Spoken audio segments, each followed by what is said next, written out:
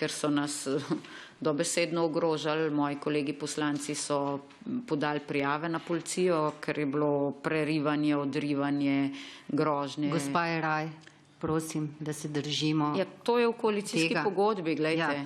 Vi komentirate, kaj se je dogajalo. Prosim, da se držimo in zato mislim, področji dela Ministrstva za pravosodje.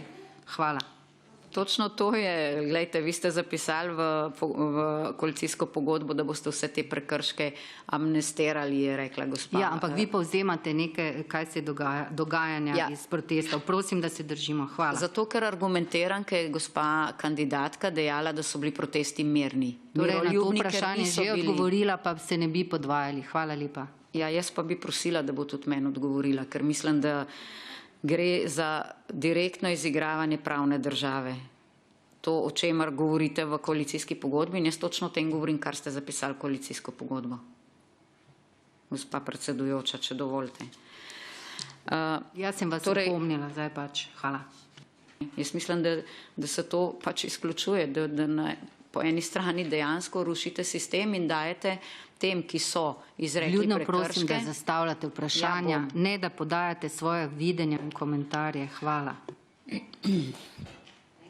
Predsedujoča, sem vas že opomnila. Dajte si prebrati poslovnik, no, kaj smemo, pa kako smemo. Sem ga prebrala in jaz ga tolmačim. No, in moram razložiti, zato sem vam en opomin se vam že dala, ne razpravljate pa o tem, kaj vi delate, prosim, zastavljate vprašanja v skladu z delovnimi področji Ministrstva za pravosodje. Hvala.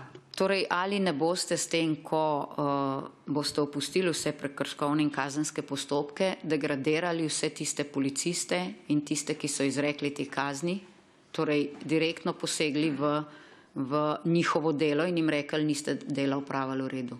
Ko je bil sodnik Radonjić domnevno zaradi tega degradiran in... Ponovno, zdaj pa ne vem, naslednji ukrep poznate. Prosim vas.